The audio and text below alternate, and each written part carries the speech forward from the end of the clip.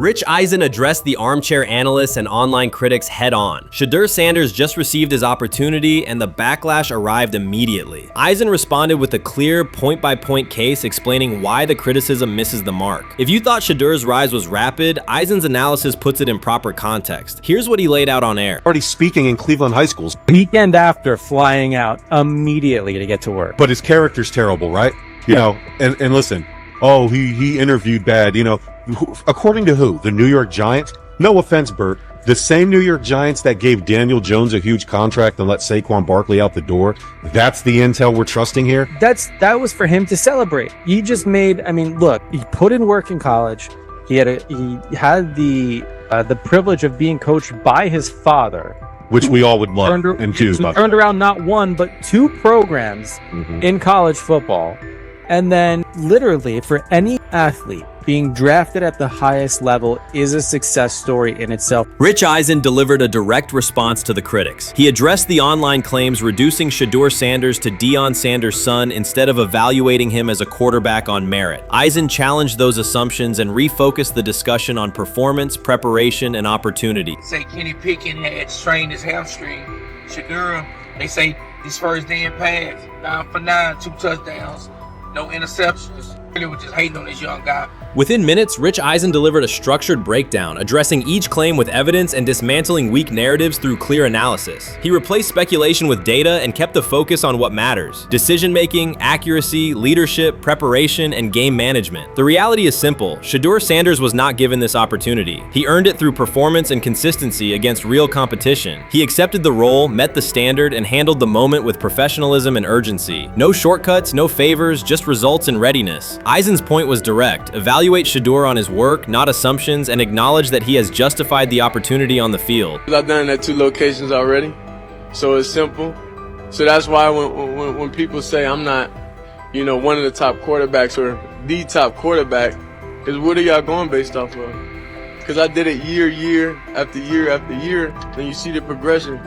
So it's like, obviously it got to be some type of external hate that you have for the family, for the last name, for anything, because I know I proved myself. While many were still debating whether he was NFL ready, Shedeur Sanders stepped onto the practice field and operated like a clear QB1, setting protections, controlling tempo, and executing the plan. The narrative that he is just flash, media attention, or his father's influence does not hold up against his work in installs, progressions, and situational drills. What he showed was composure, efficiency, and command of the offense. He processed quickly, protected the football, and delivered on-time throws, demonstrating preparation and control.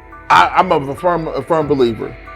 If I wanted Shedeur Sanders at 2, at worst at 33, of course I already think that he's better than other quarterbacks. Because that's the type of talent, that's where I would have picked him at. And if he was at 2 or 33, and he still had this same exact skill set, we would be talking about him starting and playing. Right. Well, there'd only be 3 quarterbacks. It'd be 3 quarterbacks, not 4. Yeah. But since he moved to the 5th round, that's cool. They might have to go along with it. But to me, I think if you ask who got the best tools, I'm going with Shedeur Sanders. From the first day of camp, he was not there to get by. He arrived to lead. There was no hesitation in installs, no lapses in fundamentals, just precise timing, clean footwork, and consistent velocity to every level of the field. He managed protections, controlled cadence, and delivered in situational work, showing command rather than learning on the fly. The approach was efficient and disciplined, with attention to detail and progressions and ball placement that reflected preparation, not improvisation. At the same time, Rich Eisen addressed the narrative directly and backed it with evidence. He laid out clips, context, and performance markers to cut through speculation. Eisen emphasized that Shedeur Sanders did not step into this moment because of publicity. He built toward it through sustained work, resilience, and results. The background, media readiness, high football IQ, and a professional approach was developed over years, not days, and it translated to immediate operational control of the offense. The resistance came from familiar places. Some in the traditional guard still framed mobile quarterbacks as limited and expected the nepotism label to define him. That view did not hold up against what was on the field: composure under pressure, secure decision-making, accurate throws into tight windows, and consistent execution in red zone and 2-minute sequences. Shedeur is lighting it up in practice every day. You're not even a half bit curious to see what he could do with the ones. That makes no sense. And then on top of all of that, you got players going on podcasts and talking to people in the media saying this guy is really good, like this guy is legit. So even your peers respect you enough. How is it that the coaches can't see that? It always starts with the players, where the players like, hey, you seen that pass he threw? The Cleveland Browns were taken by surprise when quarterback Shedeur Sanders stepped in for first-team snaps, asserting control of the drill and instantly highlighting deficiencies across the rest of the room. His confident command forced coaches to pause practice clips, reevaluate progressions, and consider immediate adjustments to the depth chart. Within minutes, discussions spread throughout the facility and online forums as fans weighed what Sanders' showing means for the current starters. The organization now faces an urgent, data-driven decision on whether Sanders should move up permanently. Shedeur Sanders arrived at Browns practice, took several first-team reps, and the entire quarterback group immediately felt the pressure. Coaches erased the whiteboard and reviewed their plans. Staff members exchanged concerned comments, and observers began asking whether Sanders was positioned to assume a larger role. Tony, every year we see at least 1 to 2 teams. They were in last place in their division the year before. No one thought they'd be good, and then they were good. It almost seems like no one's even assuming the Browns can be that, but we see it happen every year. And I get the quarterback stuff, but correct me if I'm wrong, Tony. The Browns are trying to run the football, play good defense, not turn the ball over in the passing game, and try and take advantage when they can, correct? That's what they're trying to do. That was the 2020 offense. The Cleveland Browns are still searching for stability at quarterback. Deshaun Watson is yet to deliver consistent starter-level production that justifies his contract, and each game renews doubts about whether he can regain peak form. Behind him, rookie Dorian Thompson-Robinson shows promise but remains inexperienced and unpolished. Coaches are evaluating alternatives each week and may need to adjust the depth chart if progress stalls. The roster around them is built to contend now, so ongoing uncertainty under center is increasingly costly. As we talk about, we do believe in best player available. We do believe in positional value, and we didn't necessarily expect him to be available in the in the 5th round, and so we love adding competition to every position room and adding him to compete with the guys that are already in there. We felt like that was the appropriate thing to do. The Browns quarterback group is unsettled. Deshaun Watson has yet to provide the reliable, high-level play his contract demands, while rookie Dorian Thompson-Robinson remains promising but unpolished. Depth behind them consists mostly of veterans whose experience lies more in holding clipboards than leading offenses. The coaching staff needs an immediate answer, not a 3-year development project. Shedeur Sanders enters as that potential solution. At Colorado, he passed for more than 3,200 yards despite working behind one of college football's poorest offensive lines, consistently demonstrating poise, quick processing, and accurate ball placement under heavy pressure. Film shows steady reads and disciplined footwork, traits that offset concerns that his profile is built on family name or media attention. Cleveland viewed the signing as a low-risk, high-reward move. Early in camp, Sanders received a handful of first-team snaps intended merely as an evaluation. Those plays quickly changed practice tempo. The ball came out on time, receivers hit their landmarks, and the defense struggled to adjust. Coaches immediately expanded the review using phrases such as evaluate every option, an indication that the depth chart was no longer fixed. Watson sensed the scrutiny. Thompson-Robinson increased his urgency. Within minutes, competition in the quarterback room intensified. Sanders repeated that performance in subsequent sessions. His footwork remained clean, progression sharp, and throws firm and precise. Each strong rep forced staff to reassess the plan to keep him buried on the developmental track. The broader context magnifies the pressure. Cleveland's roster is built to contend now. Fans are weary of quarterback turnover, and the front office cannot afford another costly misstep under center. Around the league, rookie passers rarely wait multiple seasons anymore. Joe Burrow, Justin Herbert, CJ Stroud, and even late pick Brock Purdy established that precedent. If Watson opens the regular season and struggles, public calls for Sanders will grow, especially if the rookie flashes in preseason. Alternatively, another team could attempt to acquire him if Cleveland hesitates to elevate his role. Each scenario underscores the same reality. Sanders' emergence has turned a routine camp evaluation into a critical decision point for the franchise. And we saw Dylan Gabriel go 11-on-11 with the first team, Shedeur Sanders go 11-on-11 with the second unit. So that was really the big wrinkle today.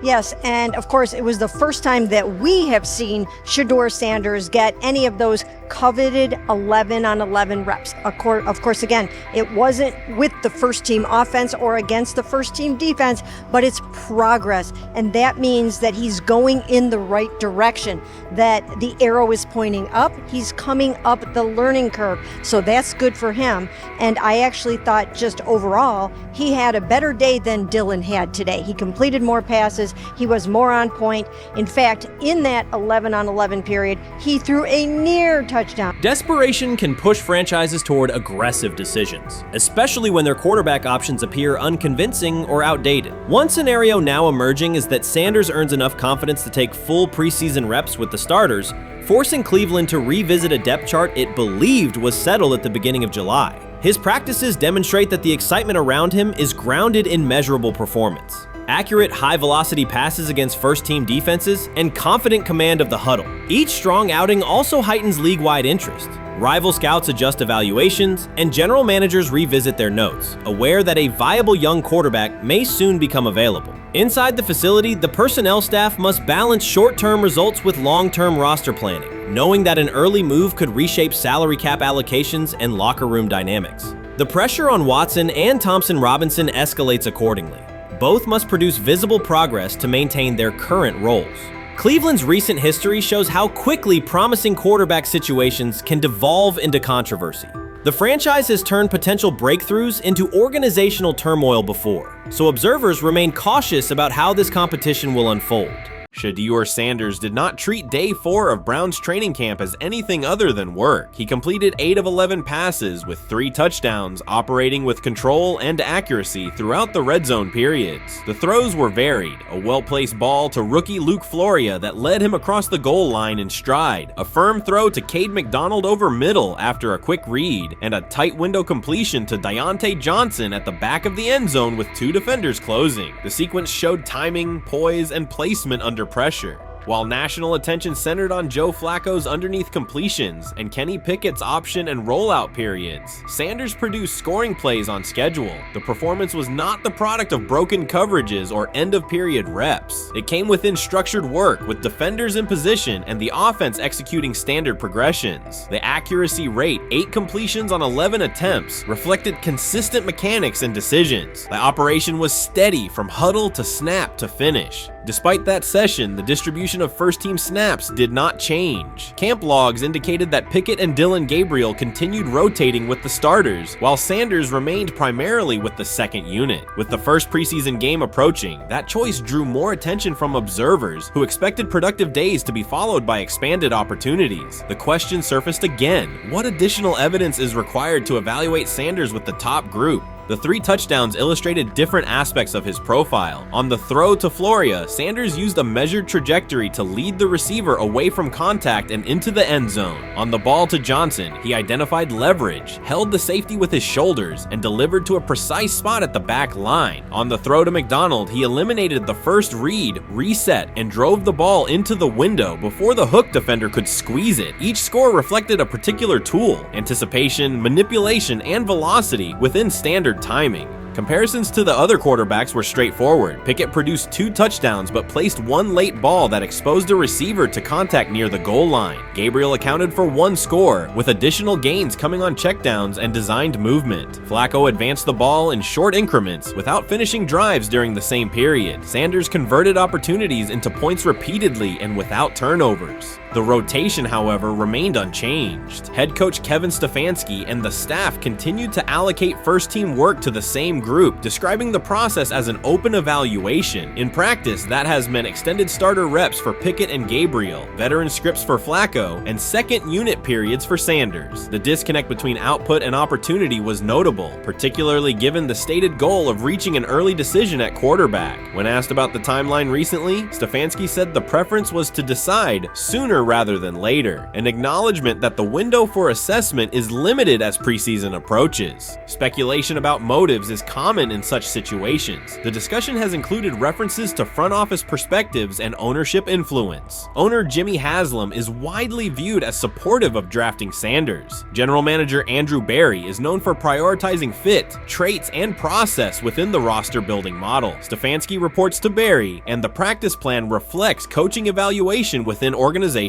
parameters. None of that guarantees any outcome. It does explain why rotations can remain conservative even after strong individual periods. Regardless of internal views, the most useful next step for the evaluation would be a defined set of first-team snaps for Sanders to put comparable tape next to his peers. There was also outside attention on several practice segments from earlier in camp that showed Sanders throwing during lulls to non-receiver personnel, ball attendants, staffers, and assistants, while other quarterbacks were in script with full units. Those clips circulated widely and were interpreted by some as dismissive. Sanders addressed questions about it by narrowing the focus to preparation, explaining that his responsibility is to be ready for the work assigned and that he has adjusted at every level of competition, from HBCU ball to the Power 5 and now the NFL. The response matched his general approach: acknowledge the situation, maintain routine, and continue to execute when the next period begins. The broader draft day and narrative context remains part of the conversation. Sanders' college resume included efficient production and high completion rates across 2 programs, culminating in national recognition such as the Johnny Unitas Golden Arm Award. His selection in the 5th round was driven by varying evaluations of projection, scheme fit, and development timelines. The result is the current environment. He must present his case within limited windows, then wait for access to the next rung of competition. That does not make the process unfair, it makes it exacting. The best answer, for him and for the staff, is additional, comparable reps and clear tape. Fan reaction after day 4 was direct. Social accounts and comment threads filled with assessments that centered on performance rather than reputation. Sanders produced 3 touchdowns, avoided negative plays, and showed command in the red zone. Supporters pointed to that tape and asked for opportunities with the starters to verify whether the same rhythm carries over with the top receivers and linemen. The message was not about headlines. It was about the logic of evaluation in a compressed calendar. From an operational standpoint, Sanders' day reflected consistent fundamentals. His base was disciplined, his eyes matched his feet, and his timing aligned with route depths. On the Johnson score, he used a subtle shoulder turn to hold the safety before resetting and throwing to the back line. On the McDonald throw, the ball was out on the second hitch, arriving before the defenders could converge. On the Floria play, the arc and placement minimized the hit risk and maximized the run-through. Those are portable traits. They translate across units if the timing with receivers is established through reps. The staff's balancing act is real. They must prepare the presumed week 1 starter with sufficient continuity while also giving developmental players enough exposure to judge ceiling and floor. That tension is present in every camp. The cleanest path through it is to carve out defined first-team sequences for each competitor and evaluate the tape against comparable defenses and situations: high red zone, low red zone, 3rd and medium, and 2-minute. Sanders' performance on day 4 strengthened the case for such an allocation. Context matters off the field as well. Earlier in the offseason, 2 speeding citations, 91 miles per hour in Brunswick and 101 miles per hour in Strongsville, prompted public comment from Barry, who emphasized standards and safety. Sanders accepted responsibility, stated that he learned from the incidents and moved on. In camp, he has kept the focus on football tasks, install retention, cadence management, protection IDs, and post-practice review. He has also continued to build rapport across position groups, including veteran receivers and defensive backs, so that timing and expectations are clear when reps arrive. None of this diminishes the experience of the veterans in the room. Flacco has decades of film, Pickett has multiple seasons of NFL starts, and Gabriel brings mobility and a defined collegiate profile. It does, however, underscore the purpose of camp, to align decisions with current performance. Sanders produced the most efficient scoring period of the day. The next logical step is to see that operation with the starting unit, document the results, and compare them to the other candidates under the same conditions. The preseason opener will compress timelines further. Install packages expand, and coaches begin to narrow personnel groupings. If the objective is to identify the quarterback who can operate the offense most cleanly on Sundays, then structured exposure now will give the staff better information later. A small but deliberate set of first-team snaps for Sanders, scripted early downs, a 3rd down sequence, and a red zone series would provide data without disrupting broader preparation. Until that occurs, Sanders can only continue to control process and execution. Day 4 showed what that looks like when opportunities align: efficient reads, disciplined mechanics, and finishes in the end zone. He did not seek attention for the sequence. He put it on tape. If the evaluation remains consistent with the stated competition, comparable snaps should follow. If they do, the staff will have a clear side-by-side measure. If they do not, the question from observers will remain the same: what more needs to be seen to justify the look? For now, the record from day 4 is clear. 8 completions on 11 attempts, 3 touchdowns, no turnovers, red zone precision, consistent control at the line and in the pocket. Those are tangible outputs. They merit a defined opportunity with the starters as the team moves toward preseason and the decision that follows. Whether or not that opportunity arrives immediately, Sanders has shown the preparation and execution necessary to be evaluated on equal footing. The next step is a matter of allocation, not speculation. We've got news. Got news. About my Cleveland Browns. We've got an oblique problem. Obliques are big deals, especially when it's your quarterback. Now, he might be 4th on the depth chart, but he was number 1 in the preseason game last week, and he did a great job. 138 yards, 2 touchdowns. Shedeur Sanders has an oblique injury. That is not good. I do not like this. I hate this because I want to see more reps for Shedeur Sanders. Shedeur Sanders, a projected breakout this season, has been sidelined unexpectedly. The Browns coaching staff confirmed an oblique injury significant enough to keep him out of all activity. No reps, no drills, no warm-ups. Concerns are rising about how this may affect his momentum and force adjustments to the team's plan. The focus now is his recovery timeline, the impact on his development, and the next steps for the quarterback depth chart. Browns rookie quarterback Shedeur Sanders injured his oblique during practice today, putting his status in doubt for Saturday's preseason game against the Eagles. He's the latest quarterback on Cleveland's roster who has dealt with a health issue, joining fellow rookie Dillon Gabriel and Kenny Pickett. Sanders, who is trying to fight his way up the Browns depth chart, started the preseason opener last week and threw 2 practice. So how concerning is this for Shedeur as he is trying to, again, make his way up the depth chart, be QB2, potentially QB1 in the future? Dillon Gabriel taking Shedeur Sanders' QB1 spot after Sanders suffers an oblique injury is more than a roster change. It signals the staff is choosing urgency over efficiency. You do not replace a quarterback operating near a 70% completion rate with one coming off a 32% outing unless the decision is driven by desperation or poor evaluation. That is not strategy, it is avoidable loss of production. The impact on accuracy, timing, and drive sustainability is clear, and the difference is apparent to anyone watching. Well, here's what we know. I mean, after practice, Kevin Stefanski, the head coach of the Cleveland Browns, was not available to the media, but I did talk to him on the field as the players were coming off, and he told me that Shedeur Sanders complained of oblique soreness during the warm-ups this morning. Shedeur Sanders' absence isn't just a gap in the lineup, it's a setback for the entire offense. He thrives under pressure and makes throws others won't attempt. When he's healthy, every pass has intent, every drive has rhythm, and opposing defenses know they're in for a long day. Replace him with Dillon Gabriel and the defense senses an opening. Corners press tighter, safeties cheat down, and linebackers blitz more aggressively because they don't expect the same timing, velocity, or accuracy. Yes. I mean, yeah, I'm a fan. I'm not even going to try to hide it. Rich, you guys are fans. Like, you guys talk about the Cleveland Browns quite a bit. Yeah, it's almost annoying to me. It aggravates people. Like, people don't like the fact that Rich talks a lot about They must love I'm here. But it's like, you have a friend, and that friend's child is following in the family's footsteps.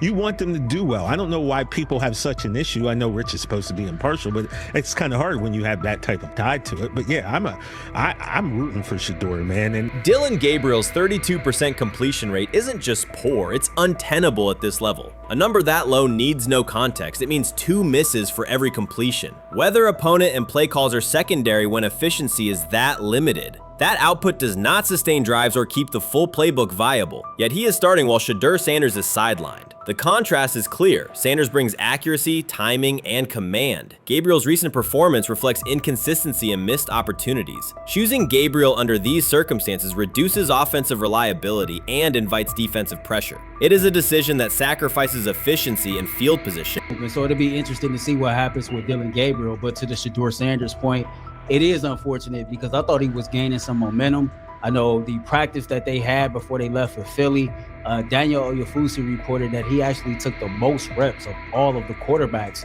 And that was the first time that had happened. It was the first time that he had went ahead of Dillon Gabriel, practicing with the twos, etc. So, like, coming off that stout performance against the Carolina Panthers, he was gaining momentum. If this were a clean evaluation, there would be no debate. Shedeur Sanders is the clear choice. He's accurate, composed, and consistent with a track record of high-level production. Dillon Gabriel remains a question mark, and not the kind that stresses defense. He's the kind that makes coaches consider leaning on the run to limit risk and protect field position. The reality is that injuries create openings for players who haven't earned them. Gabriel has stepped into QB1 while Sanders is out, but that reflects circumstance, not superiority. We don't know the severity of this oblique injury and whether it will even keep him out of Saturday's game against the Eagles. As for moving up the depth chart, I'm the Browns preseason sideline reporter. I was there Friday night when he burst onto the stage and set the NFL world buzzing. And yes, his demeanor was tremendous. His poise was tremendous.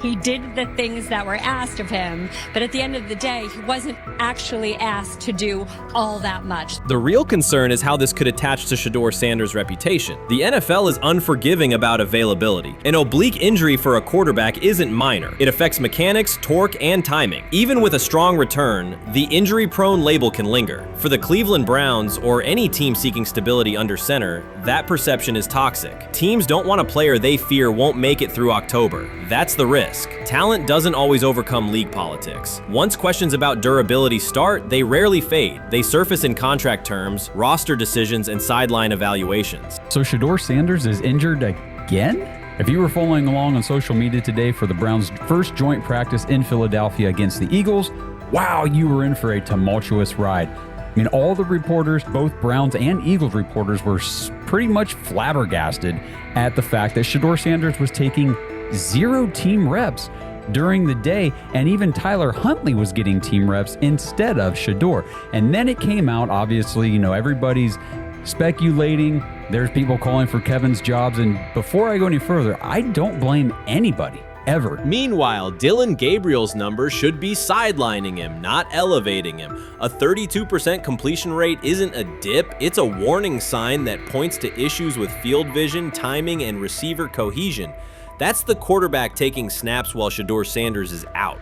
Put their work side by side and the gap is obvious. Sanders shows consistent placement, timing, and footwork that reflect high-level execution.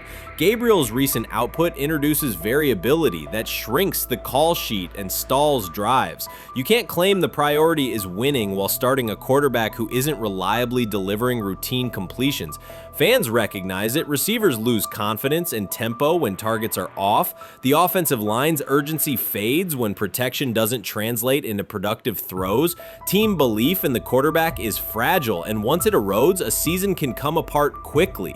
We could be looking at, 3/4 of Snoop and maybe 1/4 of Dillon Gabriel. Not really exciting for the fans. Of course, it would be nice to see what Dillon looks like. Did spend third-round capital on him. If you're Dillon Gabriel and you're a rookie, is not you be want to get team. healed. You want the reps. You want to take these reps.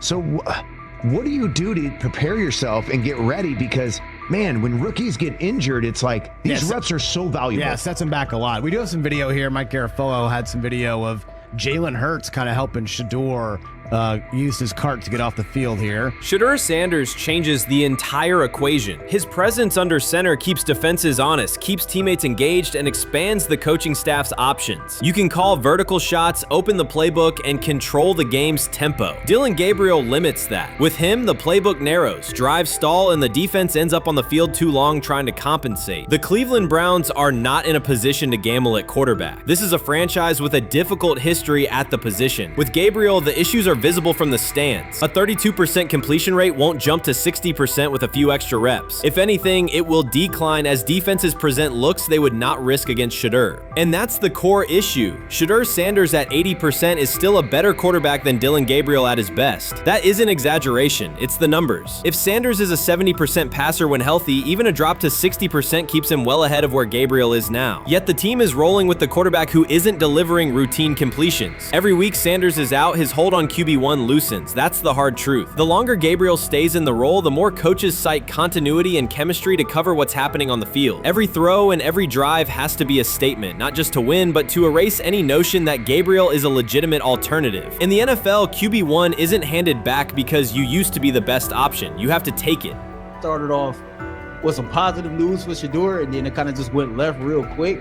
Shedeur got the news early on that if Dillon Gabriel couldn't go, he would get his second straight start in the Saturday preseason game against the Philadelphia Eagles, and then he went on to injure his oblique. For the fans who don't know exactly what part of the body the oblique is at and what that injury is and how it can impact the quarterback, can you explain to them what is an oblique injury?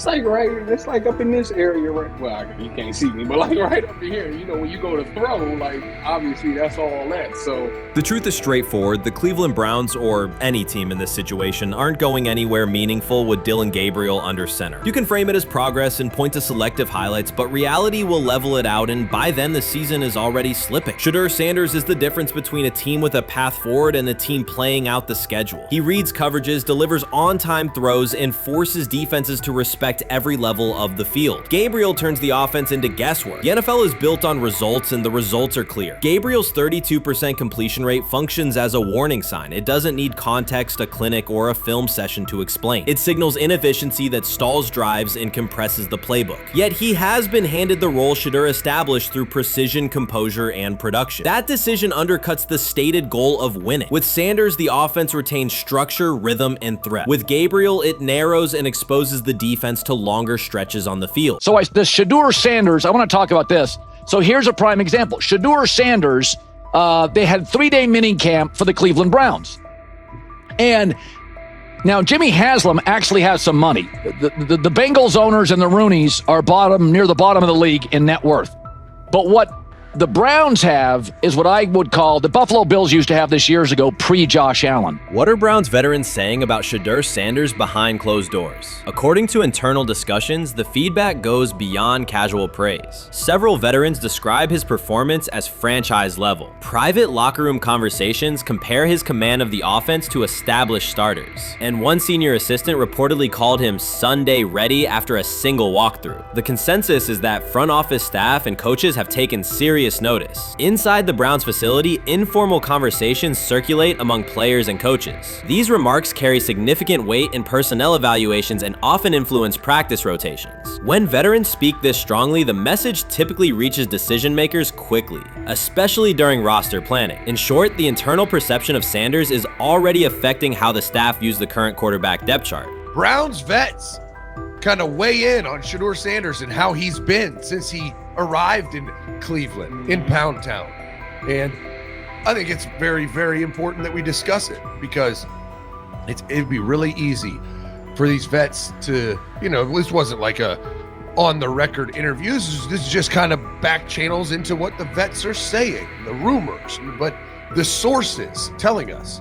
And we have a couple quotes, but Shedeur Sanders, Cleveland Browns, it seems like it's going well. And it's almost like you don't want to talk about it. At the center of the growing internal buzz is Shedeur Sanders, the rookie who entered Berea with late-round expectations but is being discussed privately as a potential long-term starter. This is not a routine camp tale about an extra arm taking practice snaps. Sanders has seasoned teammates, players with playoff mileage, quietly reassessing his ceiling. Observers who overlook these conversations risk missing one of Cleveland's most deliberate personnel moves in years. Sanders is not on the roster because of his surname. The Browns reviewed their quarterback depth, weighed costs, and chose a controlled, development-oriented option they believe can stabilize the position. His presence is already changing practice dynamics. Veterans notice his pocket awareness, adjust routes to his timing, and acknowledge that he processes coverage at an advanced level for a first-year player. Leadership patterns in the huddle feel different. Sanders delivers with precision and composure that challenge defenders to reevaluate their calls. The strategic upside is clear. A 4-year rookie contract offers cap flexibility while other franchises cycle through expensive stopgaps. Coaches and front office staff view Sanders as a calculated investment, not a publicity experiment. Outside chatter still focuses on Joe Flacco's age or Kenny Pickett's development. Inside the facility, however, veterans pause film sessions to dissect Sanders' ball placement and progression speed. Position coaches highlight clips where he works through reads decisively and delivers on time, traits rarely attributed to rookies. Sanders' confidence is measured rather than theatrical. He moves as though the NFL tempo is familiar, and that calm spreads across the roster. Experienced defenders are rechecking the depth chart and asking if the quarterback competition is tighter than publicly acknowledged.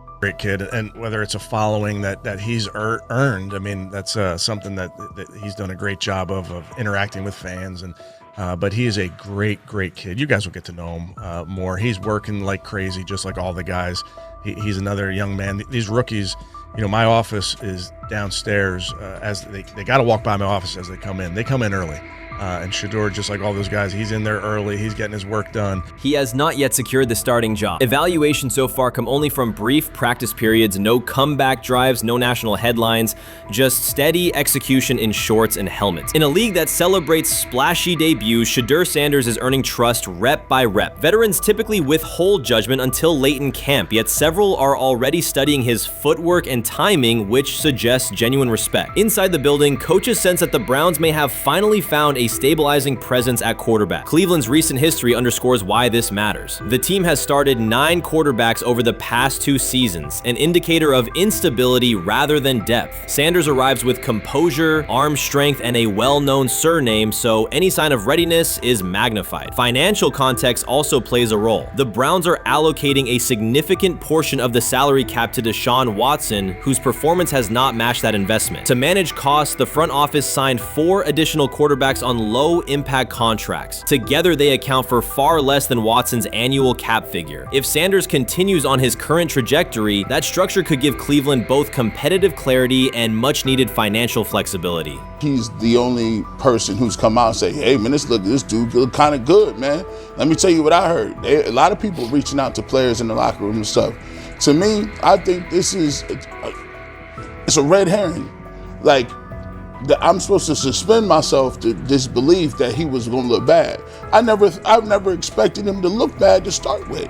The 5th round quarterback stuff, that's involving perceptions, pre-draft analysis, and other teams. Cleveland's veterans have endured every kind of quarterback turmoil: poor reads, major injuries, shaken confidence, and sideline disputes. When a young quarterback like Shedeur Sanders steps in and appears composed rather than overwhelmed, people notice. The attention comes not just from coaches and reporters, but from the linemen and defensive leaders who have watched previous backups struggle. They are not exchanging doubts, they are sharing nods of approval. Sanders demonstrates instinctive pocket awareness, reliable accuracy, and steady poise, qualities that quickly circulate through team conversations. After years of instability under center, the Browns need someone who can remain calm and effective deep into the season. Although expectations have fallen over time, genuine interest is growing. Praise is coming from teammates who rarely commend anyone unless his performance demands it. So before your final year at Miami, there's a lot of conversations revolved around Shedeur Sanders.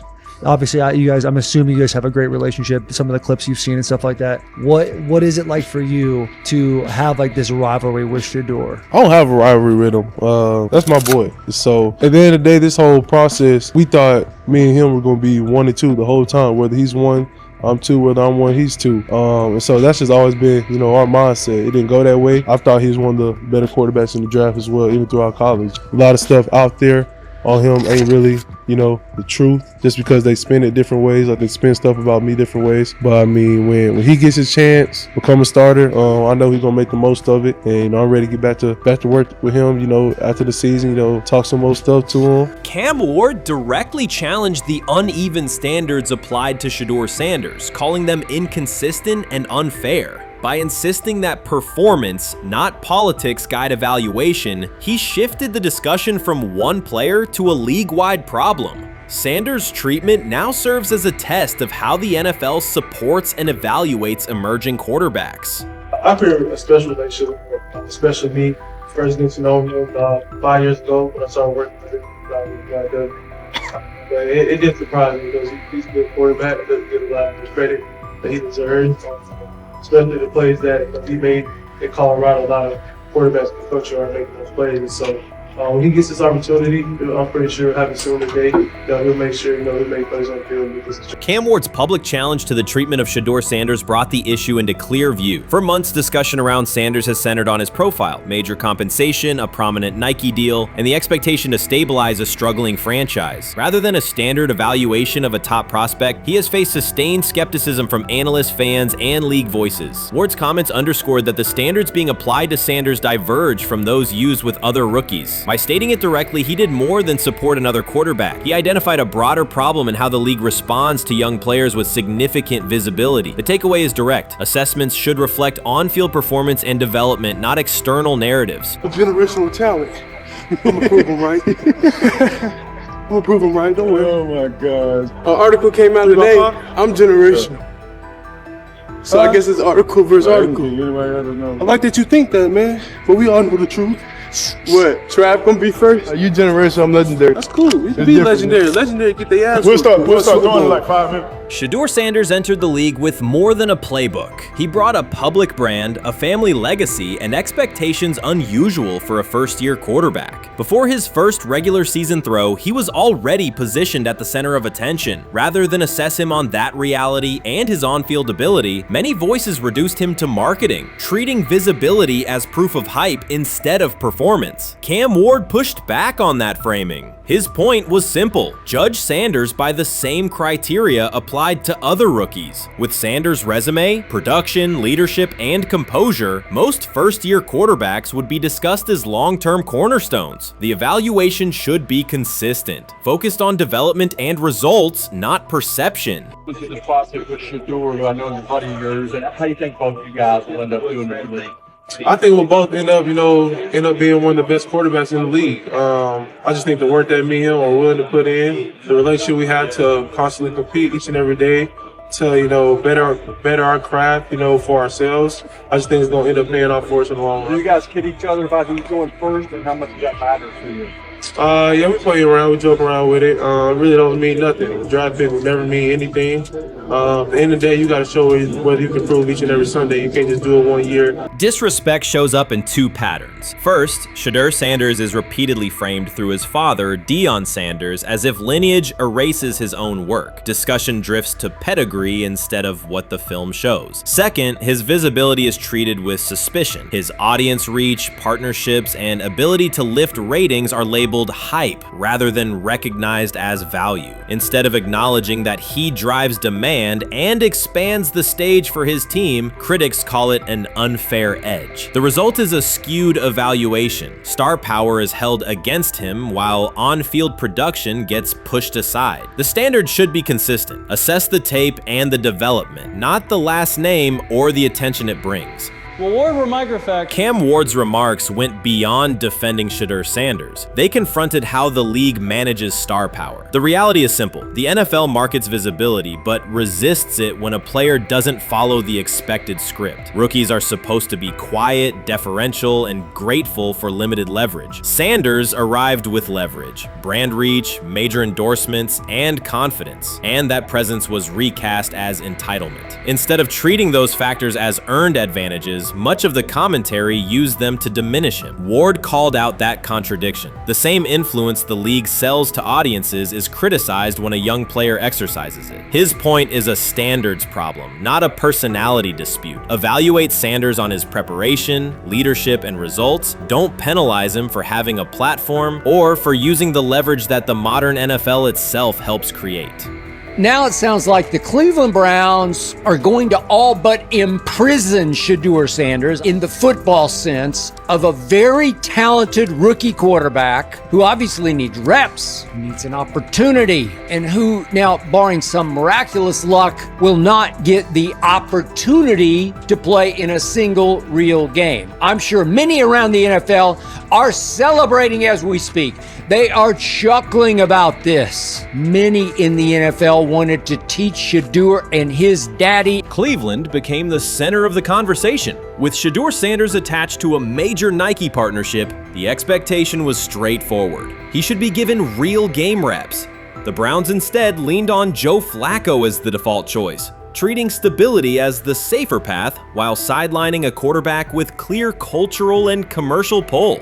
Each week Sanders didn't see the field, scrutiny grew. Commentary questioned the value of his contract environment and relevance, and fan debate shifted from development to doubt. That wasn't measured evaluation. It was a delay framed as prudence that eroded confidence in the process. Cam Ward reset the terms of the debate. He pointed to an uneven standard. When veterans or other young players secure significant endorsements, it's considered smart business. When Sanders does it at scale, it's recast as ego or hype. Even the scope of his off-field agreements became ammunition against him rather than evidence of market demand. Ward's position is simple. Use one standard. Assess Sanders on preparation, decision-making, and progression, not on discomfort with his platform. Treat visibility as an asset, not a disqualifier. The issue isn't attitude or branding, it's the consistency of the evaluation. Ward called it directly. The treatment has been unequal, and it should be corrected by aligning opportunity with performance criteria. Fans need to recognize there's not a team in the league he'd start for. Not one. That's not ridiculous. That's not unfair. That's not a vast conspiracy. Shedeur Sanders fans are Angel Reese fans. They're just fair weather fans who don't really give a fuck about the sport. Most of them are just Dion fucking groupies that followed him when he went to fucking Colorado, just like Angel Reese's fans had never watched basketball prior to her playing at LSU, and they followed her to the WNBA and don't know shit about the sport. That's it. Now Dion fucking groupies are running around acting like, oh, this is payback to his dad. The timing is pivotal. Shedeur Sanders isn't trying to blend into the league's background. He's shaping the agenda. He drives debate segments, fuels short-form highlights, and moves merchandise at a pace most rookies never approach. By the metrics that define modern attention, he is the draw. Yet, a segment of observers continues to undercut him, not because of shortcomings on tape, but because of discomfort with how prominent he already is. Cam Ward put words to what many could see. Coverage around Sanders has been filtered through reaction to his visibility, rather than a clear read of his performance and growth. The market has already weighed in. Demand is real, not manufactured. Nike's record-level rookie endorsement aligned with that reality, signaling long-term value and cultural reach. This exposes a core contradiction. The NFL depends on star power to sell tickets, fill stadiums, and boost ratings, but it resists stars who set terms on their own. Visibility is celebrated until a player exercises it. The fix is straightforward. Apply one standard. Evaluate Sanders on preparation, decision-making, and results, and treat his platform as the asset it is. If the league benefits from his presence, its evaluation practices should reflect that same reality, consistently and without penalty for scale. Shedeur Sanders does not depend on league promotion. He established his platform before the NFL and continues to expand it on his own terms. That autonomy challenges the status quo. Cam Ward's support was more than a defense of a teammate. It was a warning that if the league holds to outdated expectations, it risks falling behind the very players who drive audience attention and revenue. Claims that Sanders lacks real popularity ignore measurable facts. A large, active following, consistent merchandise demand, and sustained coverage across major outlets. Doubts about his standing as a quarterback overlook his college production and growth indicators. The pattern is familiar. Efforts to minimize him increase his reach. Each skeptical headline widens the spotlight, and each dismissive take creates more engagement. You cannot reduce a player built for visibility by arguing he should be less visible. The practical outcome is the opposite. Scrutiny becomes signal. Sanders is not merely enduring criticism, he is turning it into momentum, converting attention into leverage on and off the field. I'm about to unleash about Shedeur Sanders. I just watched what happened to Shedeur Sanders in the Cleveland Browns' third and final preseason game. And I'm outraged, I'm sickened, and I'm saddened. By the way, Shedeur continues to be treated in the National Football League now by those sorry-ass Browns and sorry-ass Kevin Stefanski. The Cleveland Browns are once again mishandling a promising quarterback. Skip Bayless criticized the organization for failing to develop Shedeur Sanders and for misusing his skill set. He argued that the team's decisions are undermining Sanders' progress and turning a major investment into a cautionary example. Bayless pointed to inconsistent usage, questionable play calling, and a lack of clear direction as key issues limiting Sanders. He said the Browns need a defined development plan and stronger support if they expect Sanders to succeed. Skip Bayless delivered a direct, critical assessment this week. After seeing Shedeur Sanders in a Browns uniform, he argued that Cleveland is mishandling the quarterback and undermining his development. Bayless said the team's approach shows poor planning and inadequate support around Sanders. He dismissed excuses about strategy and emphasized the need for better coaching, deployment, and protection. In his view, the Browns are setting themselves up for problems before the season begins unless they establish a clear plan for Sanders. Given the team's recent decisions, his reaction is understandable. Cleveland has a history of inconsistent quarterback development. Shedeur Sanders is a premium prospect, the son of a Hall of Famer, a proven college performer, and a widely recognized figure. The organization should prioritize his reps, protection, and a clear development plan, not place him behind Dillon Gabriel as if he were a secondary option. But I'm going to answer this question by saying Shedeur Sanders, and I'm going to tell you why. I think he's being set up to fail. That's right, I'm going to say it. Okay. Here we are on national television, right? There's been 11 practices, if I remember correctly. He's been starting against, he's been playing against the third unit. He's fourth on the depth chart. And then suddenly you throw him into the start line, and he hasn't had any reps for the first team at all. Think about that. So you're just gonna throw him to the wolves like that, huh? I mean, you know, if he had first team snaps in practice. Yet here we are. Cleveland has one of the most publicized prospects and is handling him like a depth piece. The broader issue is the franchise's long record of quarterback instability and inconsistent development. That history colors every move they make. When the Browns draft a quarterback, fans don't anticipate a long-term answer. They brace for another reset. Shedeur Sanders should be treated as a priority, not as an afterthought behind Dillon Gabriel. Let's give him a chance. Let's give him a chance with the play calling. You know you have an offensive line that isn't playing that well. So what do? Why not just play the short game so he can get the ball out of his hands very fast to run a competent goddamn offense? Outside of that, Shedeur has to be better in understanding that the offensive line that you're working with right now is not adequate.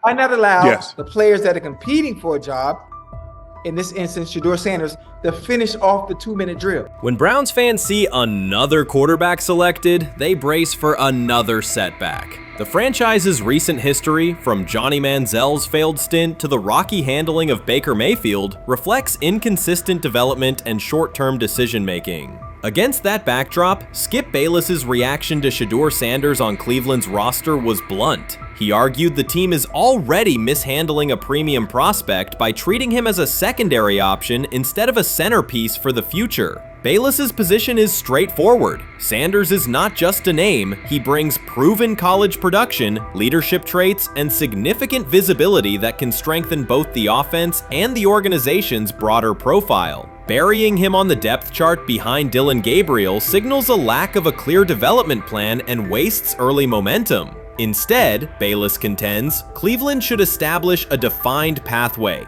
First-team practice reps, protection and personnel tailored to his strengths, deliberate play calling that accelerates processing, and measured in-game opportunities that build confidence and execution. In his view, the Browns need alignment from the front office to the coaching staff to prioritize Sanders' growth. Continuing to treat him like a depth piece risks repeating the same cycle that has undermined previous quarterbacks. Committing to a coherent plan gives Sanders and the franchise a realistic chance to convert potential into sustained performance.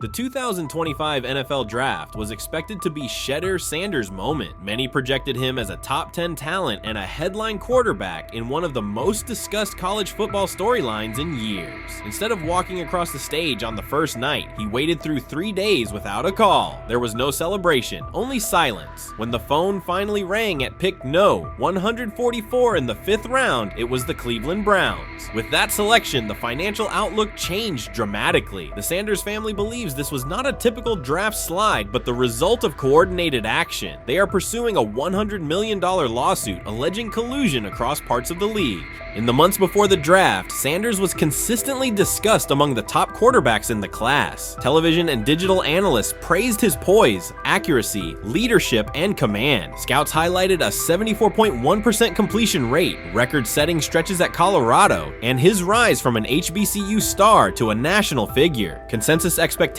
placed him in the first round or early second. Draft night unfolded differently. As picks accumulated, there was little indication that his name would be called. The atmosphere at his private gathering shifted from anticipation to doubt. When the Browns selected him late on day 3, projections for his first contract dropped from an estimated range in the mid-$30 million to approximately $4.6 million, with corresponding reductions in likely endorsements and long-term positioning. According to Deion Sanders and others close to the family, this was not about performance, injury, or conduct. They argue it was coordinated. Attorneys were contacted immediately. The allegation is straightforward. Sanders' value was suppressed intentionally. The family's position is that this was a calculated decision within parts of the league, not an isolated set of evaluations. The legal claims focus on communications that, if authenticated, could be significant: internal emails, text messages, and owner-to-owner conversations. The family's representatives contend that these materials show a deliberate effort to avoid drafting Sanders in early rounds based on perceived image concerns rather than football merit. One message reportedly under review framed the decision in branding terms. Drafting Shedeur would mean inheriting the Prime brand. The complaint asserts that this view led some teams to discourage others from selecting him unless necessary, not for film-based reasons, but to avoid perceived attention and external pressure tied to his family's profile.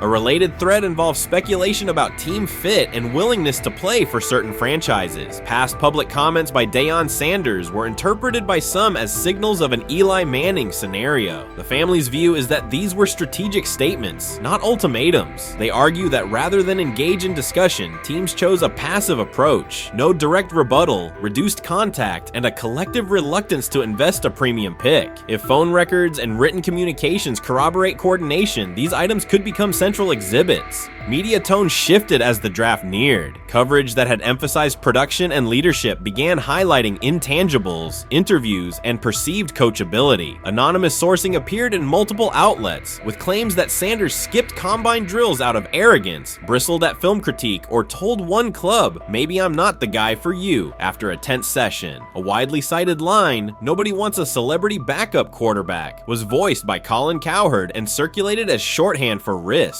The Sanders legal position is that these narratives did not arise organically, but reflected a coordinated leak pattern that undermined his market value. The family's contention is that this was primarily about control and compliance rather than football ability. They point out that Sanders did not fail a drug test, was not suspended, and did not produce poor athletic testing. His college resume included elite stretches and significant program elevation at 2 stops. The legal claim asserts that the league's power structure resisted a high-profile player aligned with a high-profile parent coach and an independent media presence. The allegation is that teams sought to avoid the perceived complexity that would come with selecting him early. The financial impact is a core component of the damages claim. Had Sanders been selected late first or early second round, projected 4-year compensation would likely have fallen between $30 to $35 million, with immediate access to higher tier endorsement opportunities and the brand leverage that accompanies a franchise quarterback designation. As a 5th round pick, the initial contract value is a fraction of that total, and associated off-field opportunities are typically narrower. The suit reportedly seeks not only lost salary, but also the broader economic value linked to draft position, sponsorships, licensing, and the visibility that accelerates an early career trajectory.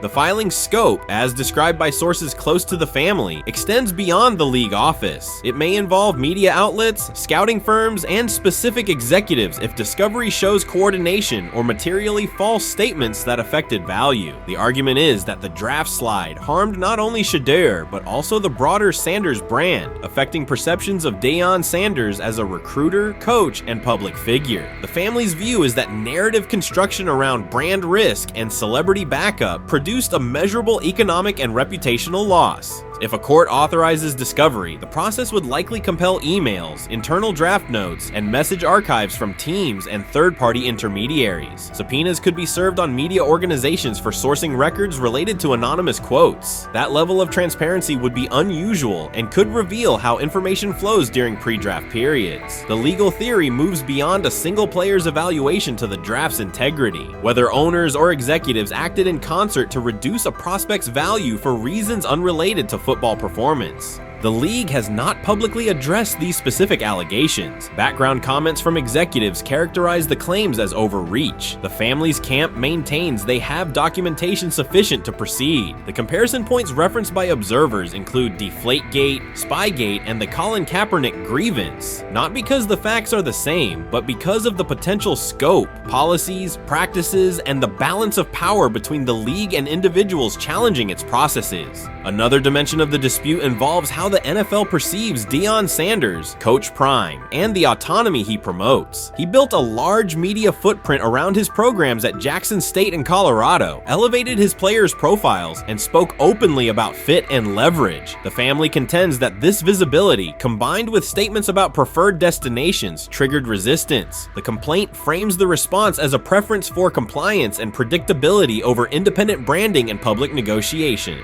The suit also addresses the pre-draft decisions that critics point to, skipping the Senior Bowl, declining full workouts at the NFL Scouting Combine, and candid interviews about team fits. The family characterizes these as strategic choices commonly made by top prospects, not evidence of entitlement. Their view is that similar decisions by other players did not produce the same narrative because those players fit more comfortably within league expectations. The risk calculus is clear. Bringing a suit of this magnitude invites professional consequences.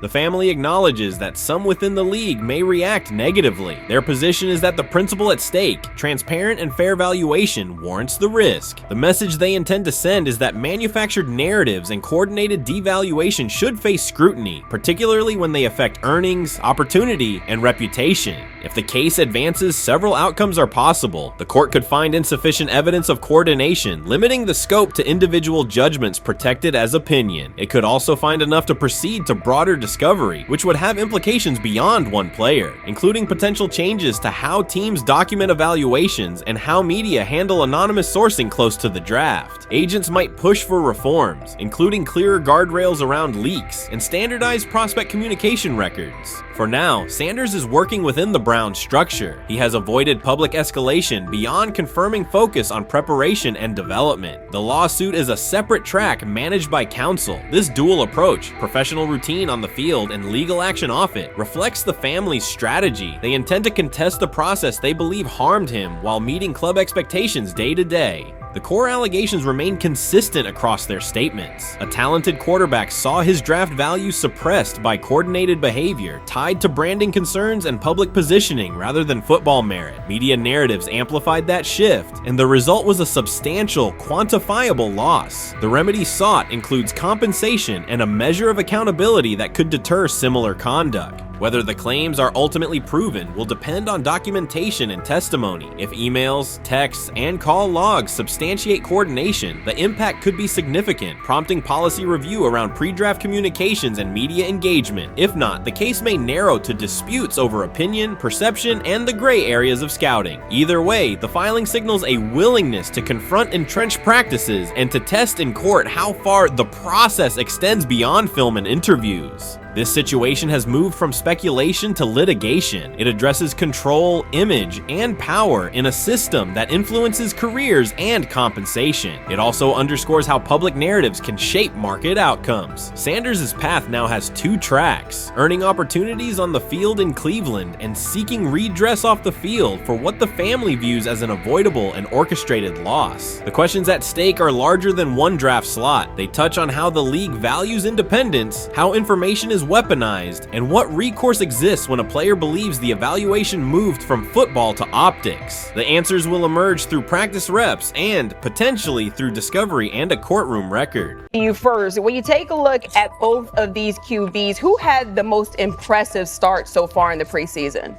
Well, to me, it was Shedeur. I didn't see any interceptions when he was out there. Did you see anything like that? I mean, don't get me wrong. I don't think Dillon Gabriel did a bad job.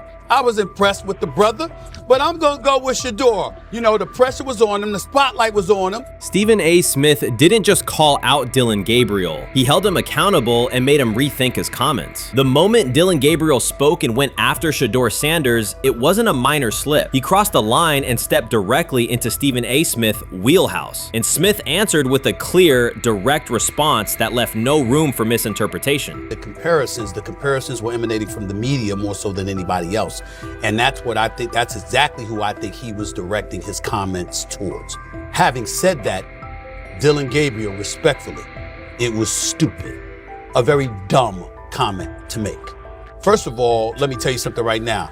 In every walk of life, far beyond the parameters of a football field. This wasn't casual sports commentary, it was a decisive critique. Dillon Gabriel's comments were taken apart by Stephen A. Smith with clear, direct points. Gabriel, a quarterback with solid stats but limited top-level achievements, chose to take a public shot at Shedeur Sanders. Shedeur, who has handled sustained media scrutiny and on-field expectations, became the target of an unnecessary criticism. Smith responded by challenging Gabriel's standing to make that claim and by defending Sanders on the facts. The outcome was clear. Gabriel overreached and Sanders didn't deserve the hit. Dan Orlovsky would sit up here in comparison to Shedeur Sanders, who did no such thing, and say, hey, thought he looked better. I thought, I got to give him the edge here. I thought it wasn't bad. A pick six and a fumble, and we can get over fumbles. Have you heard anybody say that? I know it's possible. Have you ever heard anybody say,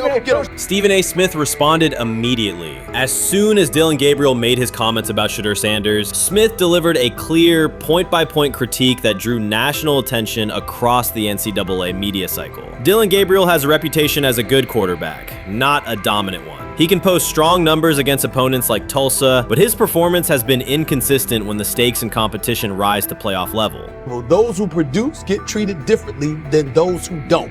What he said echoes the mentality of all of America practically, and most certainly the world, as we see things being globalized more and more every day. It was a stupid, idiotic, immature comment, because clearly you were feeling the heat because a lot of people was talking about how Shedeur should be QB. Dillon Gabriel is a capable quarterback, but not a standout. Even so, he chose to talk down to Shedeur Sanders, a quarterback who has navigated constant scrutiny and pressure and still represents the future of a program that was struggling before he arrived. The comparison was weak. The criticism was unnecessary. Stephen A. Smith recognized that and dismantled Gabriel's argument with a clear, direct response. How the Browns react to this, how the locker room reacts to this, how Shedeur reacts to this, because it was a clear shot at Shedeur. But let's say Dillon Gabriel's talking about the media. How could you be a brand new quarterback in the NFL and the first time you get behind a mic after your first game, you throw the media under the bus? That's arrogance. Stephen A. Smith excels in moments like this. When Dillon Gabriel made his remarks about Shedeur Sanders, Smith responded with a focused, direct critique. He questioned Gabriel's standing to make that claim, noting that Gabriel has transferred between programs and has not been a Heisman finalist. Without theatrics, Smith laid out why Gabriel's resume doesn't justify taking public shots at Sanders. Smith's point was clear. Targeting Shedeur Sanders, a quarterback central to his program's future and consistently under intense scrutiny, was misplaced. Gabriel's criticism lacked the substance to support it, and Smith methodically showed why. Today on his 42nd I want you to be meaner birthday. That's number one. Number two, after the game, the Browns head coach Kevin Stefanski said there was a mix-up in the routes and that players were in the area that they shouldn't have been. Look at Stephen A's face. Look at Stephen A's face.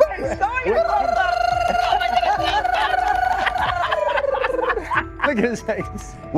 Stephen A. Oh my Lord. The strength of Stephen A. Smith's response was that he didn't just address Gabriel's remarks. He challenged the image around him. Dillon Gabriel often presents himself as an overlooked contender ready to surprise. But the reality is that his profile hasn't commanded broad attention. It's a clear reminder that not every opinion carries equal weight. In defending Shedeur Sanders, Stephen A. was direct and precise. Shedeur isn't just a quarterback. He is Deion Sanders' son, which subjects him to scrutiny far beyond anything Gabriel has faced. Even under that pressure, Shedeur has maintained his composure, shown confidence, and delivered in key moments that helped revive a program many had written off. Stupidity, all of it.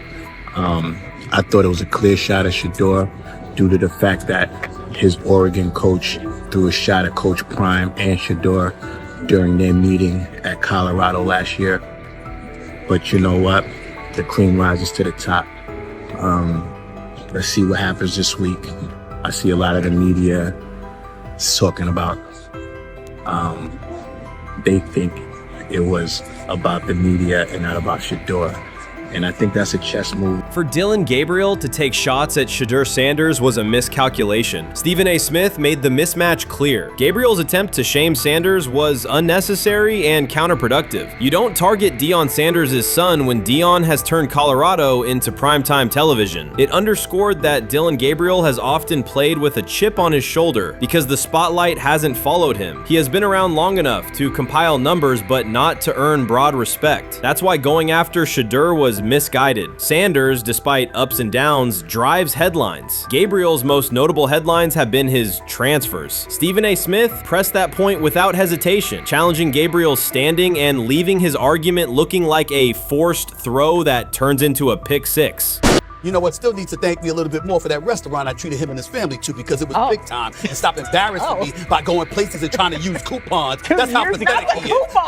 The point is that a pick six and a fumble is usually considered a bad day. Stephen A. Smith didn't need to raise his voice to make the point. He presented Dillon Gabriel as a player whose talk outpaces his resume and defended Shedeur Sanders with clear comparisons. That's why he called Gabriel out so directly. The comparison wasn't just unfair, it was forced. Now look at Gabriel's record. The numbers are solid and he can win against average defenses, but the resume lacks defining markers. There's no sustained Heisman contention, no late season surge that reshaped the national picture, and no postseason moment that cements a legacy. The track record reflects steady production, not top-tier impact. That's the gap Smith underscored. Gabriel's criticism of Shedeur Sanders wasn't supported by what he has accomplished, while Sanders continues to carry a program under constant scrutiny. Let's see some of them step up and make some plays out there. Ain't no way. Gabriel ain't no way. He's not built like that. No way. And this one is picked off and going back the other way. Oh my God, why did he stop playing? Now it's a foot race. And that is that. They told me bust out my AP, perfect timing. H-shot, we about to get legendary. Shedeur started next game, baby. Shout out Dillon though, you know what I'm saying? Bro, I love you, my heart. What am I bigger than cheese, bro? You know what I'm saying? But Shedeur got it. Shedeur Sanders is a national brand who draws viewers for both performance and result. Dillon Gabriel's attempt to diminish him read as resentment. And Stephen A. Smith called out the insecurity and lack of awareness directly. Colorado under Deion Sanders is prime time, and Shedeur sits at the center of that spotlight. If Gabriel expected the sports world to agree while he took a shot at Shedeur, he misread the moment. Smith dismantled the argument and questioned the credibility behind it. Gabriel will move on. He'll keep playing, give interviews, and have fans, but this exchange will trail his media profile as a reminder of a misstep. It's a clear example of a resume that doesn't justify taking public aim at a quarterback carrying that level of scrutiny and responsibility. For the Cleveland Browns preseason game today is that the way that some white folks watched Shedeur Sanders last week is the way that some black folks were watching Dillon Gabriel today. And it's not Dillon Gabriel for Dillon Gabriel's sake. Most folks don't have a problem with Dillon Gabriel. It's what he represents, which is the disrespect of a black person for no other apparent reason than they are a confident black person. Dillon Gabriel thought he was aiming up. Instead, he was placed back among quarterbacks who are good but not great. Stephen A. Smith made the central point. Dillon Gabriel doesn't shape the conversation. Sports are about narrative as much as numbers, and Gabriel's story doesn't move the culture, while Shedeur Sanders does. Smith highlighted that contrast clearly. By the end, Gabriel's credibility had taken a measurable hit. The critique was decisive and sent a broader message to any player considering public shots at Shedeur Sanders. If you step into that debate, you will be held to a higher standard and your resume will be tested. Dillon Gabriel learned that the hard way. Honestly, guys notice it more when you're out winning games, right? If Cleveland starts off in a bad start, they're not doing well, and all of a sudden Shedeur or Dillon Gabriel are doing well in 7-on-7, they're throwing dimes, and practice drills, the number one defense can't stop them. People take notice of that, and the more that the players see it, they're gonna then the comments start happening over the lunch table. They start happening throughout the building, and that's when the pressure really will get severe. The Cleveland Browns were focused on resolving their quarterback situation until Jason Kelce made pointed comments that triggered a strong reaction from ownership. The response inside the organization was immediate and intense. What exactly did Kelce say that has the dog pound on edge and the front office under pressure? We've seen that miserable game by the Cleveland Browns. So they throw Joe Flacco in there, and I like Joe Flacco. He did good, but they gave him the resource of all the first-team guys. Then they throw Dylan Gabriel in there with first teams and second teams. So Dylan always is getting protected. The same thing again, they gave this scrub max protection on every play. Yeah, he completed some passes, but let's talk about his mistakes. He's still inconsistent with his throws, but he at least had max protection. The Cleveland Browns continue to be defined by inconsistency and avoidable setbacks. Even as fans hoped the organization had turned a corner, Jason Kelce, fresh off retirement, offered a direct critique that reignited doubts about the team's direction. His remarks implied the franchise's structure and decision-making remain unstable and recent progress may not hold. The takeaway for leadership is straightforward. Identify core issues, align on a coherent plan, and execute with discipline. For supporters, it's another sign that the problems run deeper than a single season. They throw Shedeur Sanders in there with the lowest cab drivers you couldn't even get on 5th Street. And I'm pissed off, bro, because the play calling was abysmal. Look, even if you don't like Shedeur didn't even get a chance to be trash.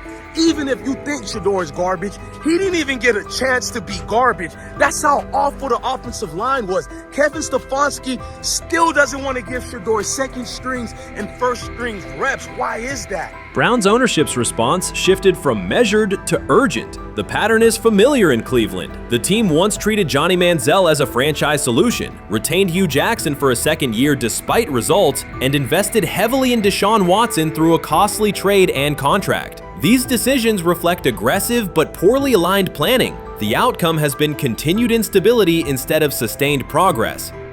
That this was the guy that they wanted to start. He's seasoned, he's experienced, he still has a big-time arm, even at his age, and they open with the Cincinnati Bengals. They wanted that experienced guy. He was always going to be the guy. They were not going to start Dylan Gabriel or Shedeur Sanders in week 1. Kenny Pickett had a hamstring injury. It makes it easy to go with Joe Flacco. And the question isn't and wasn't going to be who's the starter in Cleveland. The question is, who's going to be the backup in Cleveland? Who's going to be the number 2 quarterback when they open the season against these Bengals? Fans still show up season after season, expecting improvement and bracing for setbacks. The usual pattern has been early optimism followed by a gradual collapse. But last season was different. For a sustained stretch, the Browns looked organized and competitive, resembling a functioning team. Couple days, 3 days until roster cutdowns. How do you feel about that? Do you feel like you belong here on this team?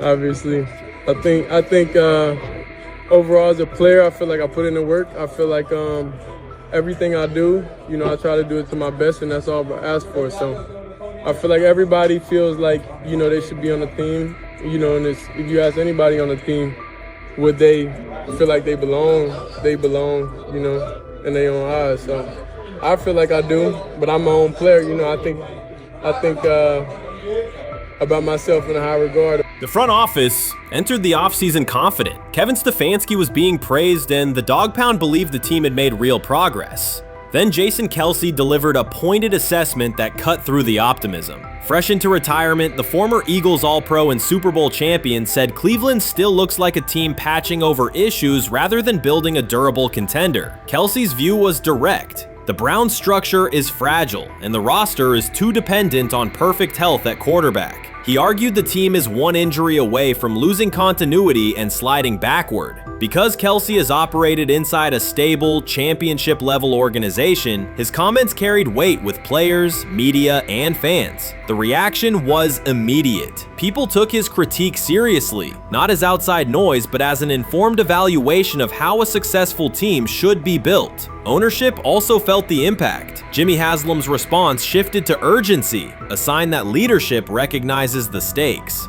The criticism arrives in the context of prior high-risk decisions, especially the fully guaranteed $230 million commitment tied to Deshaun Watson. Watson has missed time and shown inconsistency when available, and the contract has constrained flexibility. Kelce's remarks highlight why depth, alignment between the front office and coaching staff, and a clear contingency plan at quarterback are non-negotiable. The takeaway is straightforward. Cleveland must convert last season's progress into a stable framework, protect the quarterback, deepen critical positions, and establish a plan that survives injuries and short-term setbacks. Without that, the games that fueled optimism will remain temporary.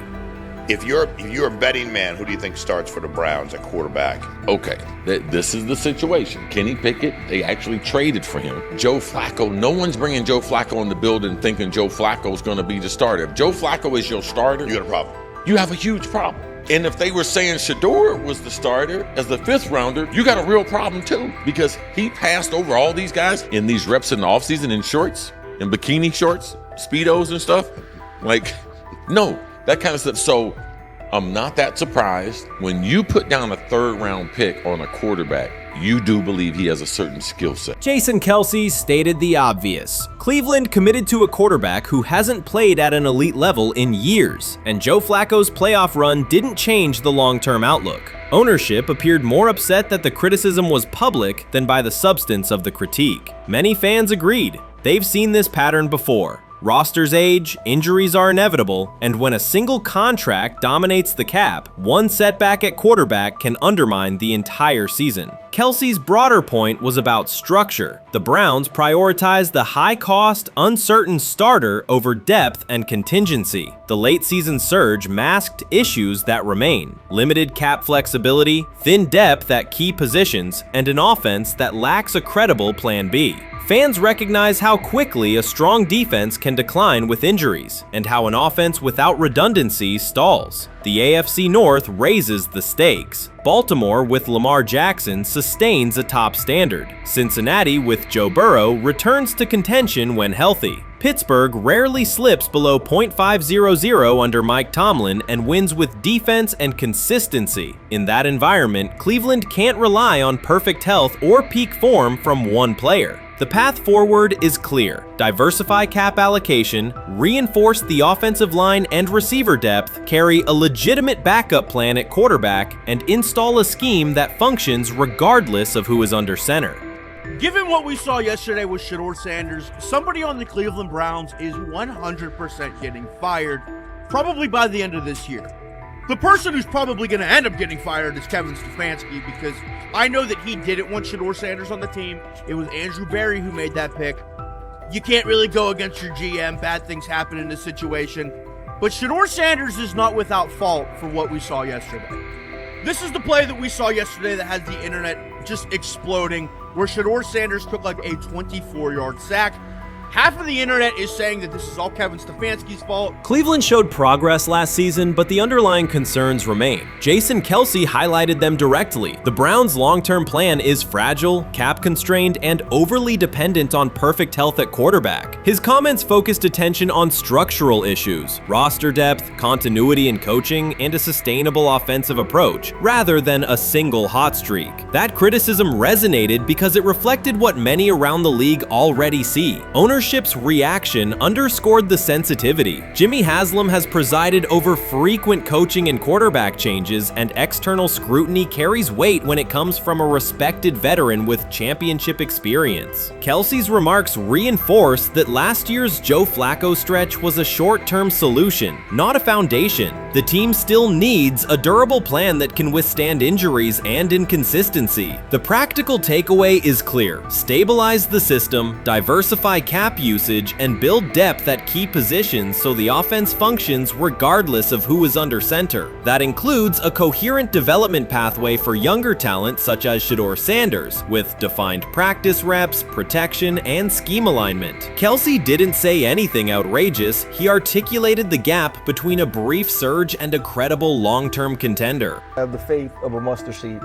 Right, because this is the greatest resurrection since Jesus the Christ. Right, like at some point, Joe Flacco was thinking about getting into TV. Yeah. Right, Joe Flacco didn't have a job, and then now you not only come back and start for the Cleveland Browns late in the 2023 season, but they came back around to you. You're now the day one starter for a franchise that just 2 years ago was in the playoffs. The Browns' quarterback situation remains unsettled. Deshaun Watson was expected to be the long-term answer, but injuries and inconsistent play have prevented him from reaching an elite level. When the team turned to Joe Flacco after Watson's season deteriorated, Flacco immediately lifted the offense and produced results that highlighted the gap between expectations and reality. That a 39-year-old late addition could outperform a $230 million starter was not just a short-term surprise, it raised fundamental questions about roster construction and evaluation. Quarterback depth has been fragile, and the late-season surge masked broader structural problems. Jason Kelce's remarks made that clear. Cleveland is vulnerable if the starter is unavailable, cap flexibility is limited, and the offensive plan lacks a stable contingency. His critique drew attention to leadership and planning as much as on-field performance. Jimmy Haslam's strong reaction reflects the pressure on ownership. The organization has promoted a message of stability and progress, but Kelce's assessment suggested those gains are not yet durable. The path forward requires a realistic approach to the cap, a credible backup plan at quarterback, and a system that holds up regardless of personnel.